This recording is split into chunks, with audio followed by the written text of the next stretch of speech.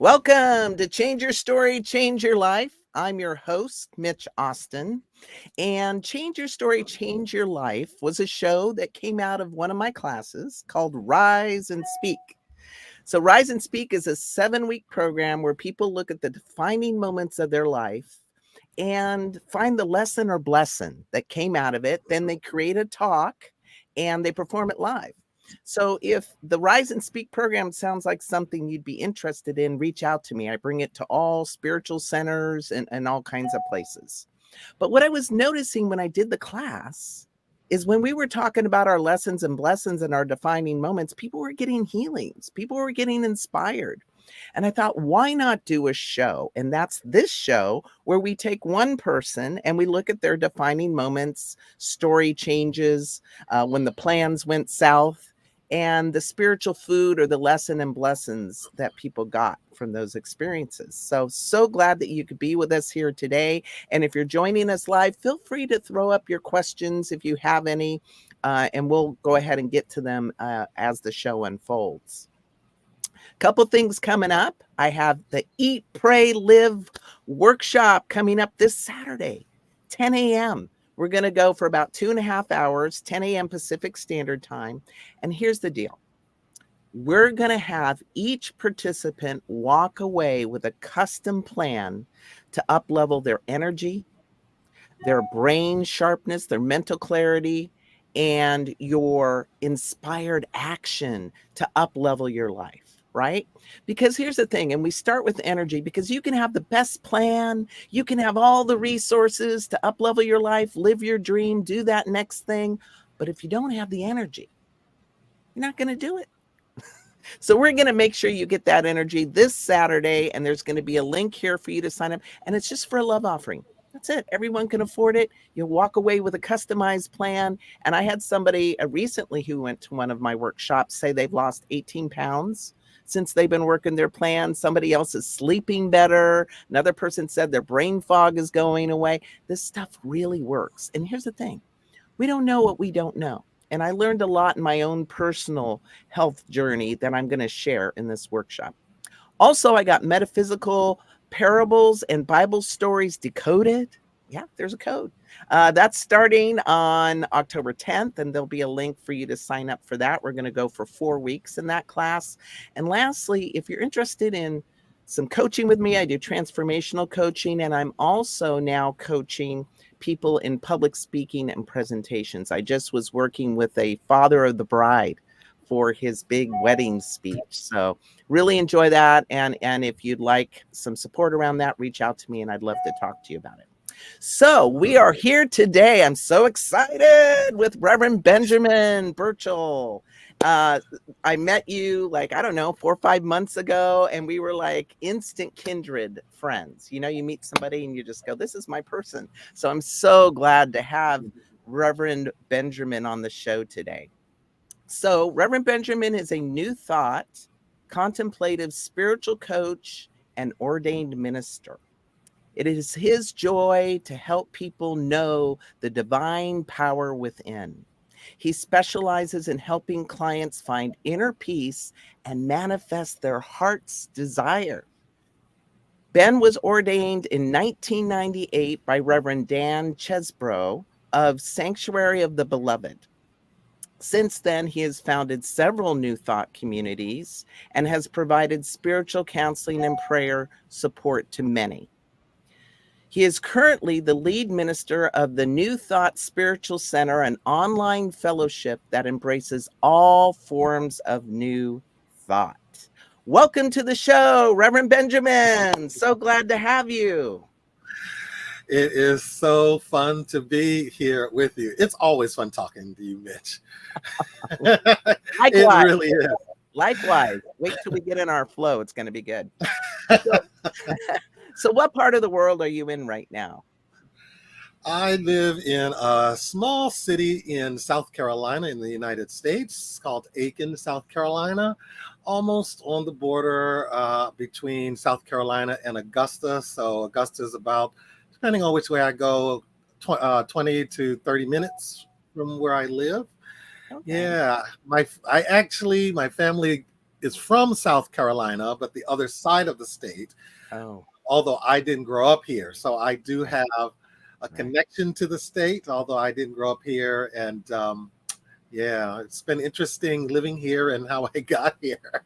Well, yeah. And in fact, you and I were talking about this before the show, and I thought it was really powerful because, you're pretty much a California guy, right? I mean, you vibe here in California, and now you're all the way in Aiken, South Carolina, which is more of like a retirement community, very conservative, very Christian, it sounds like, because you were telling me they're all asking you if you got saved. How do you respond to that?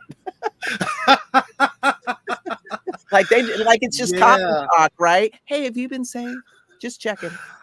Oh my goodness, it so is. It so is. And if people that have never lived in the South and who've lived in more liberal areas, they have no clue about how important people's religion and political views are. Mm-hmm. And it really is a different world. It could very well be its own country. It's just very different culturally. But yeah, I came here for a job that I had taken with a friend, and talk about lessons and blessings. This was a lesson for me. I learned some important lessons. This has not been an entirely pleasant experience for me. The job that I took that got me here ended basically within 2 months of me moving here. No. So I got myself another job. I found myself working in a hotel. Wow. And that was a whole different experience of work for me. But yeah, it's so common, especially with older people, that one of the first questions they might ask you is, what church do you go to? And they may even ask you, have you accepted Jesus Christ as your personal Lord and Savior? They'll do it anywhere. I'm at work trying to check people in at the hotel. And all of a sudden this question comes at me, and it's like, lady, I'm just trying to check you in. I'm not trying to talk about religion. Yeah, I've got other people to check in and phone calls to answer, and I'm at work. I was not used to that experience in California. People pretty much don't talk about those subjects in mixed company, as you would say. Yeah. Exactly. Well, thank you for sharing that. I'm sure you handle it tactfully. Well, I've learned some things because, like I said, I moved here for a job. Right. And had I gotten the inner guidance, because I hear my guidance as a voice, and had the voice spoken to me, go to South Carolina, I would have said, hell no. Because the last time that I was here in South Carolina before moving here was in 1999, when my favorite uncle died. And that's when I realized, oh, my family is a bunch of Hicks. The only difference between my family and people we call Hicks is the color of the skin. Wow. And I don't fit in here. I'm an oddball. And even though I had fantasized about moving to South Carolina and living here, I said at that point, oh, heck no, I will never move to South Carolina. And here I find myself in South Carolina. And even though it has not been the most pleasant of experiences, I, it's opened up some spaces inside of me that probably would not have been opened had I not been here. Um, had I not been in a place where people really do push their religion and their political views, I would not move to this space of consciousness, of understanding that it doesn't matter what other people think, that I don't have to convince anyone that they're wrong, and that there's a way of dealing with these subjects in consciousness and have a very real world effect doing it, whereas the conversations generally don't have a desired effect. You end up leaving feeling frustrated because you can't get them to see it your way, Right. and it just puts this sort of barrier between you and Yeah. people. Yeah. But I've learned how to deal with this energetically and how to still have connection with the very people that I disagree with, such that we both still get value out of the interaction. It's so Ooh, interesting watching some of wow. these conservative Christians that want to bait me into arguments about the Bible and Right. religion, my Right. sexuality, and all of that Right. stuff. Right. It's interesting to see how they will forget that I'm not a Christian. Because when we start to talk about my faith and how I see things, it starts feeling to them like Holy Spirit. And they forget who they're talking to. They forget that they're talking to this gay man who they disagree with politically, who they disagree with doctrinally, but they forget because I am, rather than trying to convince them, trying to serve their highest good. And that feels like such a better way to move about the world than to take things personally and to strike Yeah. back or try and get them to see it Yeah. my way, Right, or get it all butthurt or offended or all the things we do. It almost sounds like you found Rumi's field, Rumi says Hmm. there's a field beyond right and wrong, I'll meet you there. There's and I call that common ground, making the common ground the focus of our relationship and not our differences, and it seems like you have found a way to do that, and I just wanna do a quick Yeah. shout out to Reverend Jeannie, so glad you're on with us, and you're one of our favorite spiritual leaders, by the way, as well. Um, and so, you said something very interesting again, before we got on here that it's boring there in Aiken, a little bit boring for you, right? And you said something really powerful. You said, boredom is the crucible of creativity. I would love you to just expand on that a little bit more. Boredom is the crucible of Hmm. creativity. That was powerful. Yeah, it's something that you could not have convinced me of. Yeah, you didn't sign up for that, did you? Right? No, no. Not knowingly, And anyhow. the whole boredom excitement dynamic has affected my life in very deep ways because I like excitement. I like excitement. I have even made dating choices based on whether or not I felt the person was boring or exciting.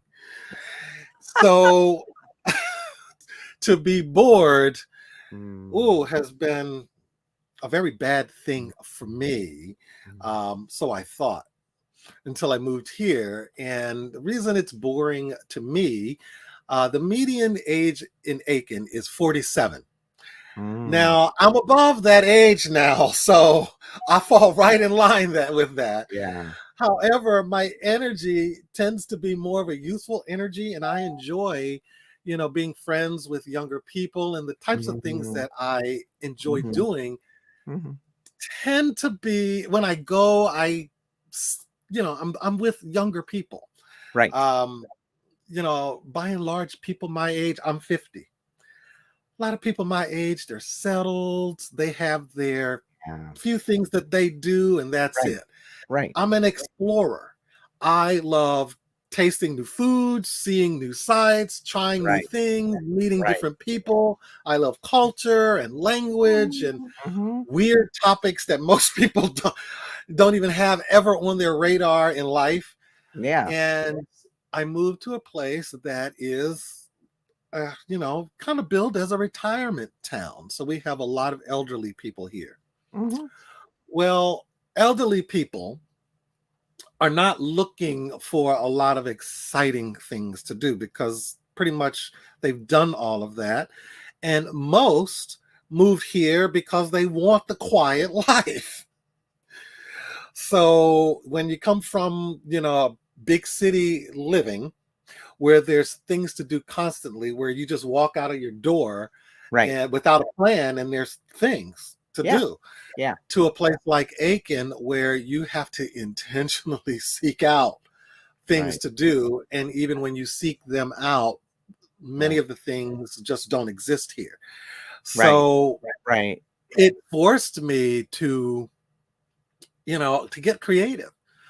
How I meet people. I couldn't just walk out of the door and just meet people on the street because I live right outside the city, which is the country.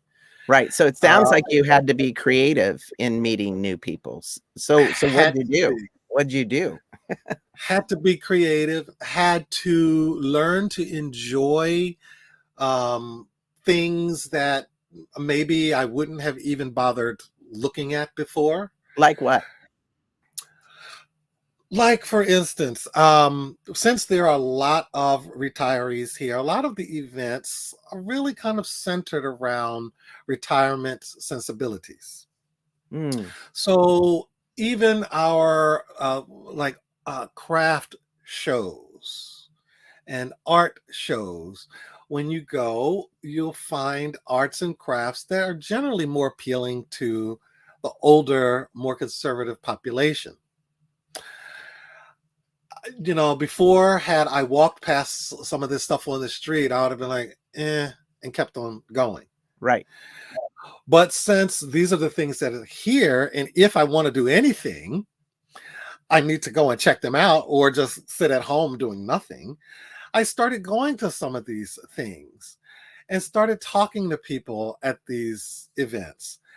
And lo and behold, it's interesting. We make conclusions about things like about what old people are like, what retirees are like, what conservative people are like. And you get out there and you start talking to people. And I found that there's a lot more connection to be had Mm. than I would have assumed. Ooh. Ah. There's a lot more connection than I would have assumed. And just because people are quiet, because generally once you reach a certain age, you're more circumspect about yourself. You aren't necessarily out there like, 20 something year olds just making a bunch of Right, noise. right. So, these events can be kind of quiet. And people are kind of like just talking with their spouse or partner, or if they're there by themselves, just being there.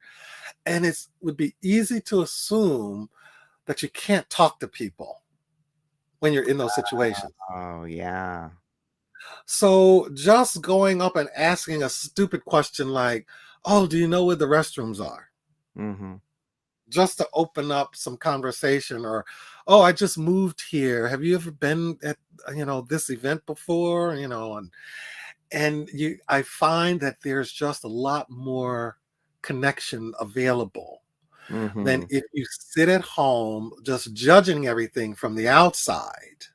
Right. And also another thing that was big for me is there is no New Thought community here Ooh. whatsoever. Ooh. So very quickly, I knew, well, if I don't start one, there won't be one for me to go to. So it hit me in my first few months. Well, are you just going to sit around and bitch and complain about what's not here, or are you going to do something about it? You're a minister. So I decided to do something about it. So I started a community, and right away, I think in our first meditation, I had 15 people. And we Wow. went from there. And I Wow. found that even though this is a very heavily conservative Christian Baptist, oh, there's a Baptist church on every corner. It's incredible how many Wow. churches are here. Literally, you're at some intersections, and there can be 2 or 3 churches just on that intersection. Wow. That's how many churches there are.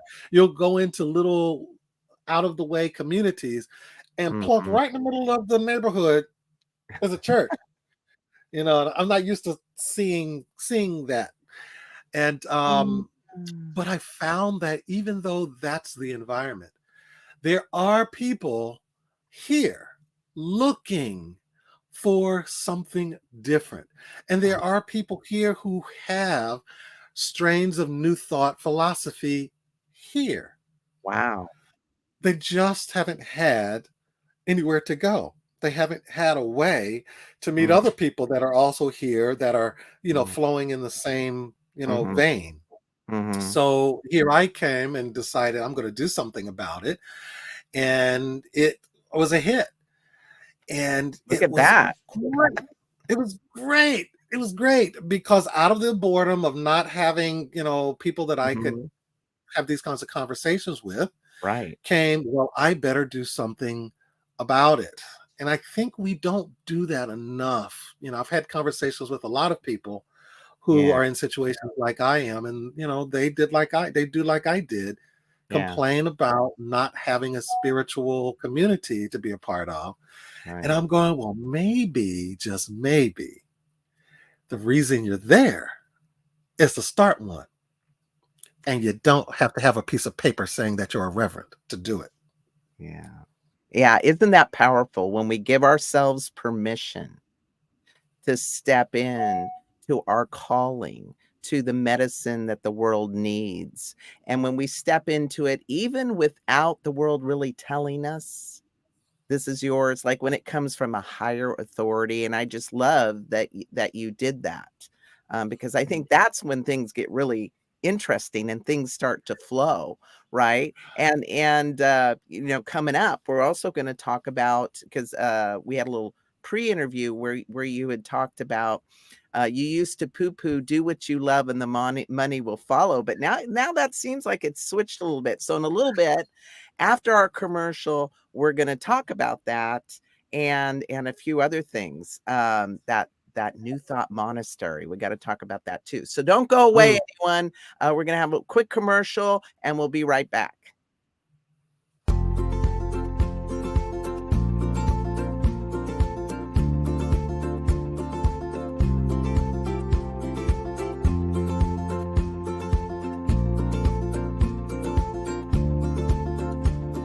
Blessings, everybody. My name is Jafon Seeley. Could you imagine what is actually possible when we start honoring and recognizing our inherent worth, realizing that we are that which is assisting in co-creating our experience? And with that understanding, start recognizing that every human, every individual, everything that we interact with reflects that same inherent worth. It's not about an adventure, it's about the atmosphere of the consciousness of adventure, the lifestyle of adventure. How many people would say that their lifestyle is adventurous?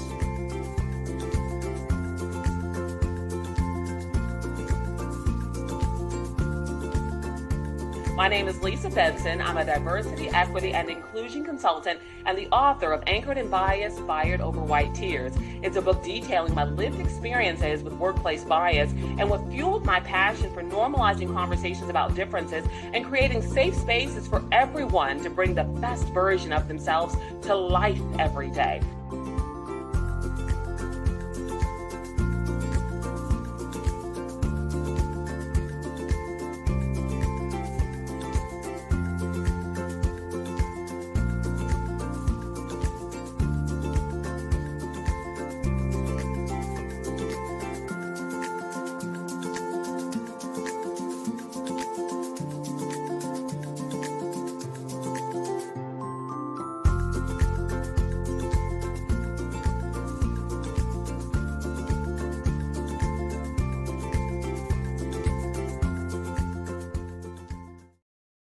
Welcome back to Change Your Story, Change Your Life. I'm so glad we ran that commercial for the ANTN conference. I'm going to be there next week. So if you haven't signed up, you can still sign up. You can watch online virtually if you want. I don't think they're taking any on-site registration, but you could still sign up virtually. The keynote speakers that they had last year were brilliant, and I know this year they're going to be just as brilliant, and you don't want to miss it. So hopefully you can jump on with that. And I do want to welcome Kathy G's watching live with us, and Shay Bird. And actually, Shay Bird has a question. She's asking, how did you gather those people, that 15? How did you get them together? Especially because, everyone's asking you, have you been saved by Jesus? So I can only imagine the conversations to get people there. I didn't, is the real answer. I didn't. I simply set in motion in consciousness what I wanted. And I wanted a place that, that I could rent for Sundays or Saturdays, either whenever I wanted to do my meetings. Sometimes I did on Saturdays, sometimes Sundays. Right. And one day there's a yoga shop, yoga center here, Aiken Yoga. And it just popped into my mind, send them a message and see if they might be interested in opening the space to me. I had never been there, never met the owners or anything. Right. I sent them an email real quick telling them what that I'm a New Thought minister and that I'm starting a congregation here and I'm looking for blah, blah, blah, blah, blah, and tell them what I do and everything. And the response back, because I was kind of like holding my breath, like, I don't know how this is going to go. And the response back from the owner was, oh my goodness, yes, I'm interested. Fabulous. Wow. And she did not want to charge me to use the space. We worked out something anyway because I felt better with some kind of monetary, remuneration for using the space. So we did it on a donation basis. She would take half of whatever was collected, which worked out beautifully. And I absolutely did nothing. I did nothing. I set up for meditation, started the meditation music, and when I opened my eyes, 15 people were sitting in the seats. And it was because she had told people. Wow. And some of those people were some of her students. She made it a requirement for them to come to my meditations. Oh. So does this whole ministry thing have to be hard? Absolutely not. Do we have to promote? That can help. But do we have to? Absolutely not. Because we're all connected vibrationally. And when we ascend in consciousness to the vibration of serving people and people getting benefit and being in joy, somehow, some way, they find us. Now, if something comes to us to do, you get an idea to make a phone call, open up a meetup.com group or whatever, do that. But doing ministry this way has helped me to let go of you have to do these certain things in order to be successful. Yes. Because you do not.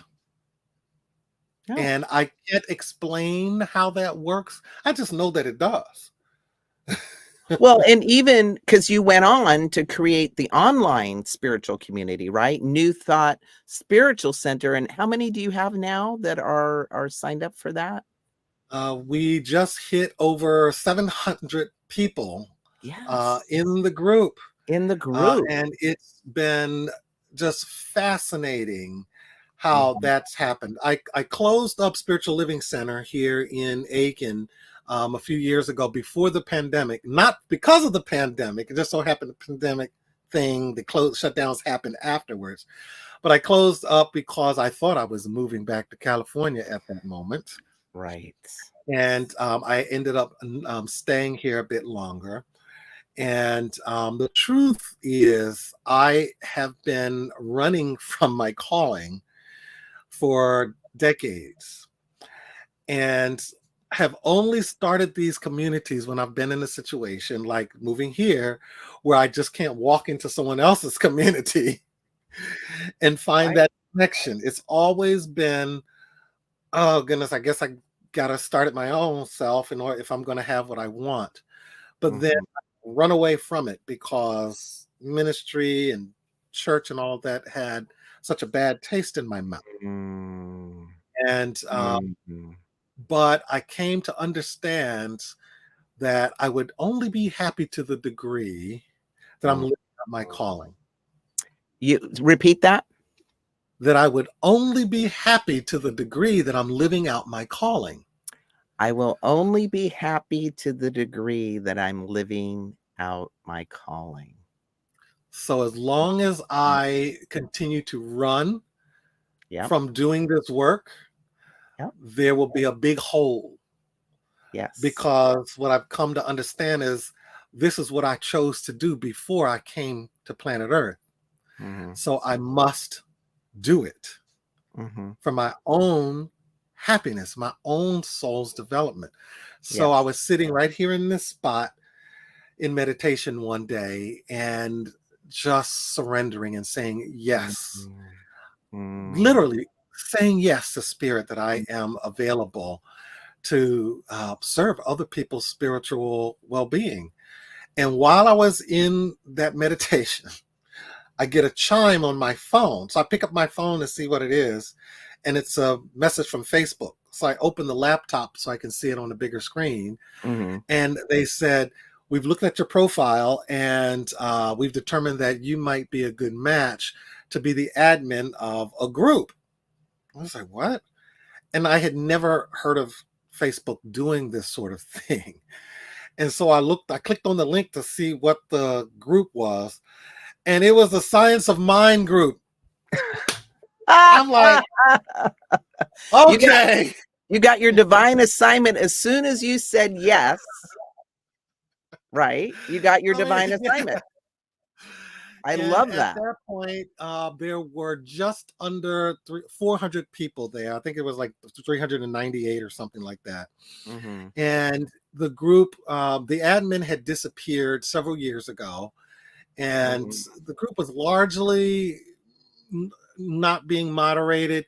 It was just sort of a place where people would go and advertise their talks, post YouTube videos, memes, quotes, that sort of thing. Right. But there was no conversation going on, and very few posts even got likes. Wow. And so I immediately knew why I was getting this invitation. So I accepted to be admin. And what I hadn't told you was that I had set up another group on Facebook because I had gotten the nudge that I needed to move ministry online. So I had already started another group, but I hadn't done anything but started it and chose the name. Right. And this next week, this whole thing happens that now suddenly, in the moment that I'm saying yes, I went from having no group of people to having 400 to serve. Like that. Like that. There you go. With no candidating, no, getting out there and beating the pavement and trying to get people to come just saying yes, got this chime, and it was off and running.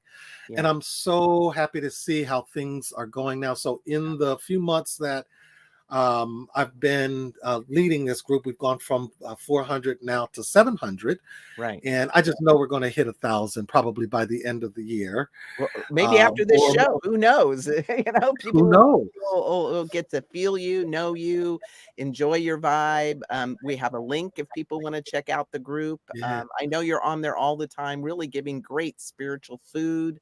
I'm also one of the moderators, so I'm also jumping on, and we're we're doing the Eat, Pray, Live workshop together, and there's going to be other workshops and learning opportunities. So it's going to be really Yeah. rich. I hope that whoever watches, if this speaks to you, that you join the New Thought Spiritual Center group on Facebook, because it's amazing, and you don't want to miss Reverend Benjamin. He's got so much going on. But here's the thing.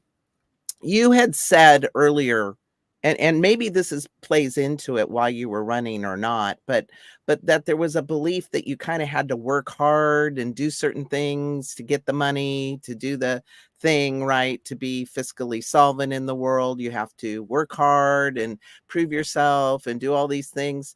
And that you really weren't buying on to the follow, do what you love and the money will follow, which really what we love is our divine assignment, right? But that Yes. shifted for you a little bit. Can you tell us Yes. about that? Yeah, there was a number of years when I had rejected spirituality. I've been doing this thing for a long time, uh, almost 30 years now, in New Thought.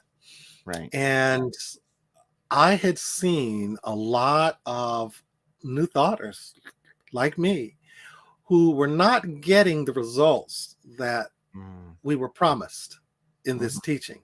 Mm-hmm. And some of them were ministers, some of them were practitioners, others were just folks that had been around for many years. They're doing the affirmative prayers, they're doing the meditation, they're reading the books and all of this. And they have no money, and they're struggling, and they are in bad relationships, and I began to go, to put it bluntly, this shit doesn't work. And I rejected it all. Yeah. And then suddenly, guess what happened? My life started working. You let go of the resistance. Because there was a missing piece that I got when I wasn't in the teaching, then I didn't get when I was in the teaching. And that was, now I understand it as the word embodiment. But I learned the lesson of action. Action. That's a piece that sometimes gets left out because we've made it so intellectual and heady, and people get the impression that they can own and everything's just going to fall out of the sky into their lap without them doing anything or being anything or changing who they are in the world. Right. And rejecting the teaching for me was really rejecting that kind of thinking. Yes. And jumping into action into my life. And suddenly things began to work like crazy. And I eventually came back to my spiritual self through a series of stories that we could talk about sometime. But eventually came back to my spiritual self. And now having that whole piece about action and embodiment, being the thing, not just thinking it up in my head, not just having intellectual phrases and words to spew out at people, but actually being the thing. If what I'm wanting to affirm is prosperity, because to affirm means to make it firm, to make it established. Well, you're not doing that just saying some words. No. Establishing it in your life is being the prosperous person, which means doing what prosperous people do. Exactly. And vibrating at the level where you're a match for prosperity in whatever form that you're wanting to call it in. And the way I've been told, when you embody it, you actually vibrate above it and then attract it in, whether it's money or health or relationship. In anything, because prosperity is more than just money. It's not just about materiality, but it includes materiality. And so during those years that I rejected spirituality, I really did sort of rationally see that just doing what you love doesn't necessarily bring you money. Right. And I was a person that, I could, I've taught, classes about, the formal and informal fallacies and, logical thinking and whatnot. And all of that stuff is good. It's all good. There are higher realities than that, but all of that stuff is good. But if you are only functioning on a rational level, then doing what you love and the money will follow doesn't make sense, because you can look all around the planet and see people doing things that they love doing and they have got no money. That's right. But they're doing what they love doing. So I didn't buy it, but a different world has been opening itself up to me. And it comes in little miracles, big miracles. One little miracle that happened is I play around with manifestation just to see, what can I do? I just like, playing around with things sometimes. And one of the things I like to do is find money. I love finding money. It's just such a pleasure to find money. And before I moved here, I would find money all the time. Then when I moved here, I didn't find any money. And then I made this conclusion that, this is a small town. Maybe I don't find money because there's not much money here and people are holding on to everything. So they're definitely not dropping it on the ground.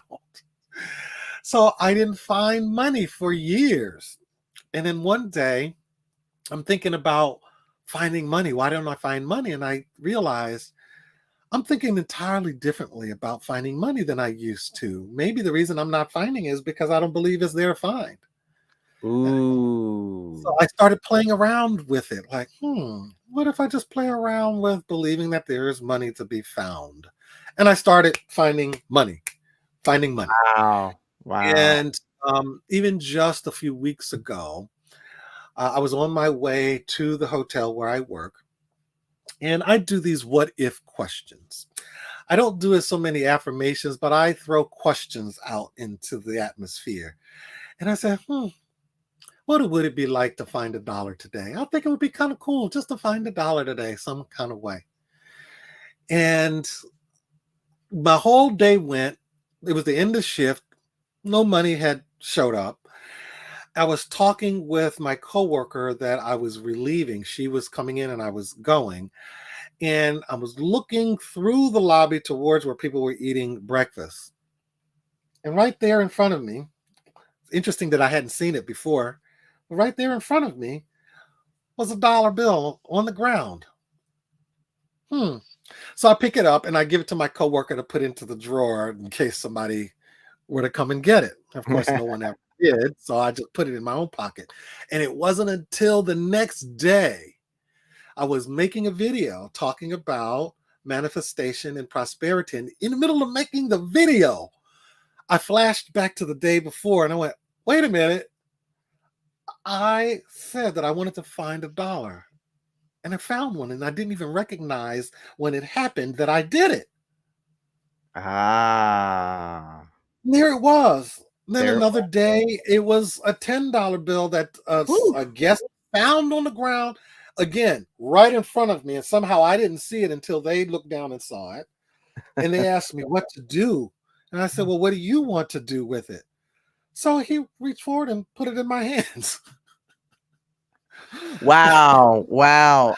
I want to follow you around, Reverend Benjamin, and I want to be out just in front of you. So it's almost like Easter, but it's with money that you find. How things can appear. And another time I had someone, just decide to give me some Mexican money. They had been to Mexico.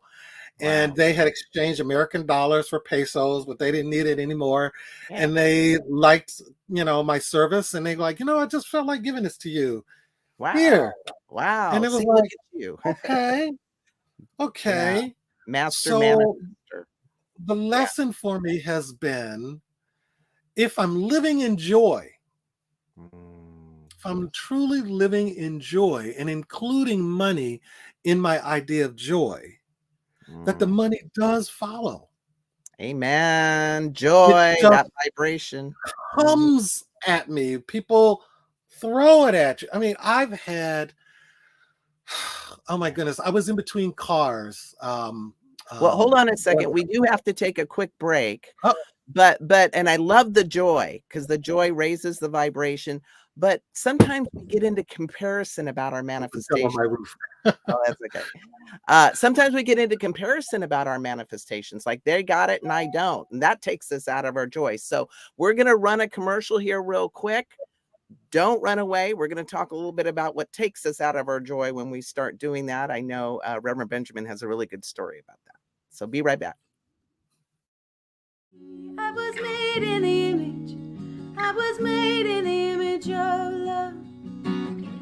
I was made in the image. I was made in the image of love. Here and now I can see I was made beautifully. I was made in the image. I was made in the image of love. Wish we'd all stop acting like we're strangers if we could see underneath. We are one family, and it don't matter where you come from. Every heart beats to the rhythm of one love. One love, one love. Every heart beats to the rhythm of one love. Every heart beats to the rhythm of one. What if we could rise? Every heart beats to the. I won't sing it. That's not my lane, but I was getting all wrapped up. So, Reverend Benjamin, tell us about that time you were in the class and somebody had manifested something. I think it might have been a house. Tell us about that. Yes. While I was busy bringing in the money to keep the spiritual community going, I was struggling financially myself. There were still yet some pieces that I needed to put together in my own mind and life in order for the financial stability to really plunk down into my experience that I had not yet been doing. So I was offering this class, and I can't even remember what the name of the class was. But during the first session of the class, I taught about the 4 basic emotions, what the emotions, each emotion means, and how we use them in our manifestation journey. And at the beginning of the class, I have had everyone to set their intention for what they wanted to be manifested in physical form by the end of this 5-week class. And one of the women said that she wanted a house, a home. She was in the middle of getting a divorce, and she wanted her own property. And she was a horse person, so it had to be a horse property. And had to have stables and all of this stuff. And by the next week, she had her manifestation. Wow. And as she's telling us, everybody is celebrating and clapping and congratulating her. And Right. I'm standing there trying to be present, feeling jealous that she got her manifestation, because I'm struggling to pay my bills every month. I have some really great friends that were really pretty much helping me out every single month to help me to stay afloat. And I wasn't feeling good about that, because I judged that needing financial help is a bad thing. So out of that judgment, of course, I felt very bad about myself in the situation. And it was, for me, the first time I really experienced what many, many other New Thought ministers and practitioners also experience. We sometimes emphasize manifesting materiality so much, that when it's not working for someone, they go into guilt, shame, and blame because in their view, what they were promised that was going to happen did not happen. And if you're a minister teaching others this kind of thing, you have that, plus laid on top of it, you can have these thoughts like, and I know I'm not the only one because there's no new thoughts. Everybody's had the same thoughts. You can think as a minister, well, how can I tell other people how to live and what's good for their life if I don't have it myself?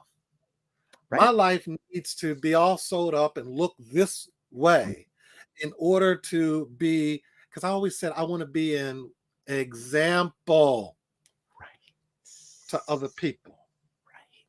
And that's a dangerous, dangerous belief to take on, that you have to be the example of everything that you teach. Because you can't be the example for everything. You can't be the example for everything. And to be an example, and I love that you're pulling back the curtain, because so many spiritual leaders don't. They're afraid to pull back the curtain of where they weren't in full mastery of something. So thank you for doing that, for pulling back. But if you're going to be an example, you have to show the whole story, the whole transformation. You have to show the good, the bad, and the ugly, right? And that's what's really challenging in spiritual leadership, because I feel it too, right? People want you to be, up here vibing with got it all down, and I want to be like you. But really the journey is, here's my junk in my trunk, and here's how we're going to use metaphysical principle to move forward. So thank you for sharing that. Thank you for being so transparent. And really, who are those, quote, people? Do those I don't know any of them. People really exist? They exist right here. Because the truth of the matter is, people want relatability. People don't want somebody that projects themselves as perfect. No. Because it doesn't come across as real. And when someone comes across as, oh, I have all the money and I have all the great relationships and everything works perfectly in my life all the time, and I'm this manifesting God, people see through the bullshit, because they know that every human being, if you're in physical form, you've got problems. You got problems. So, just like Shay says, I used to tell fellow healer, if we all had to be perfect, there wouldn't be any of us. Right. So I agree with you that the example, so what I have started to say to people is, I'm not here to inspire you by my perfection, because I ain't got none of that. Amen. I'm here to inspire you by how I rise. Yes. Because that's what people can relate to. We're supposed to be, instead of trying to teach people from an intellectual standpoint, what we are supposed to be doing, I believe, is showing people how you can take that mess that you're in and that I'm in, because we're in the same mess. Yes. Maybe I have a financial issue. Maybe I have a health issue. Yes. Maybe I have a relationship issue. Yes. This is where I was yesterday. I'm not all the way up here yet, but I'm not still right there. And this is what I did to get me this next step up. Because the truth is that we don't have to, be the expert and know it all and be it all. We just have to be one step further than the person that we're serving, so that we can show them in a real way, look, I was depressed. I wanted to kill myself. Whatever the situation is. And this is where I am now. And this is how I got there. If you want some of this, let me partner with you and walk with you, so that you also can be where I am right now. And then together we can walk even further. And I find that to be more relatable to people. More relatable and more powerful, because you were just there. Like when we're 6, 7, 8 steps up the rung, sometimes we forget what it was like to be just 1 step up or 2 step ups. And then it's hard to tell people, right? To really connect with them.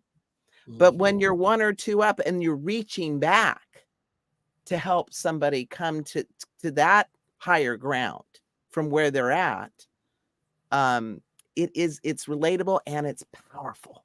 Yes. Inspiring.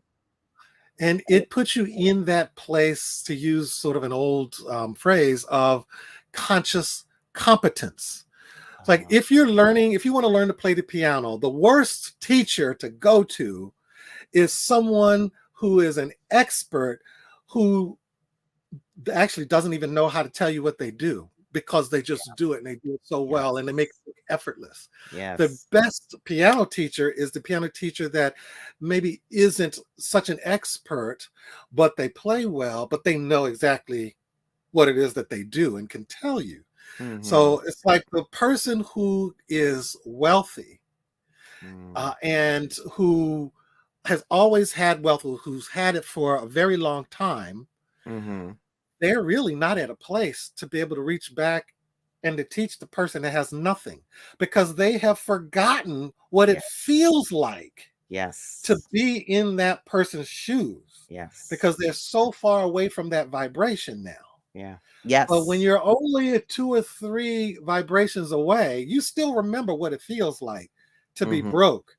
You still remember what it feels like. For instance, we often say to people, well, you need to change your consciousness. That is so unrelatable, because when I'm in pain, my body is aching. And you tell me, oh, you just need to change your consciousness. Well, you're well and you don't know what it's like. Well, how do I do that? What does that even mean, to change my consciousness when my body is hurting me so bad that I can't sleep? And I love what you're saying, because if we can't meet people, and I love this, I heard this phrase from a coach once, and I use it in my practice, and it sounds like you do too. Very successful coach was coaching this woman, knew the answer to her problem, started telling her all about the answer, and she said, wait. She said, I need you to be here with me before I can go somewhere with you. And you can't, and it's really hard to be there with someone if you can't go into your own history of pain or shortcoming or falling down or misfortune or the bottom dropping out or the dark night of the soul.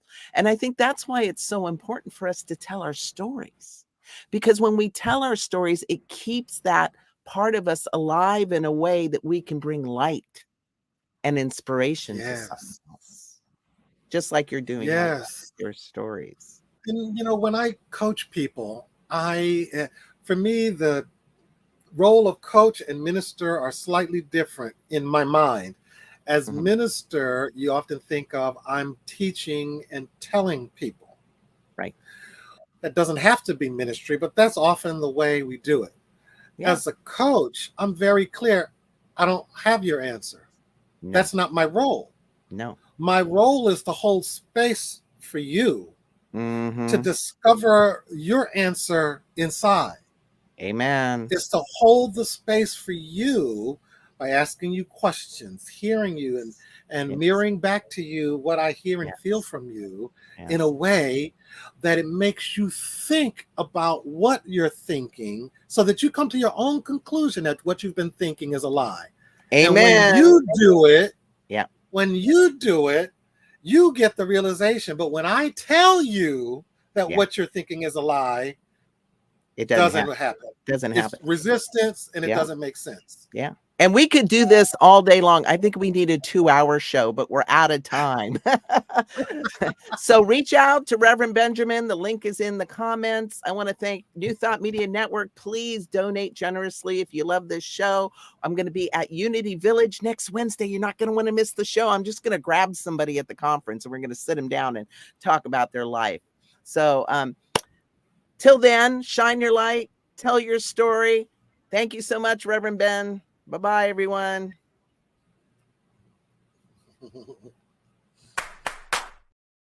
Thanks for watching.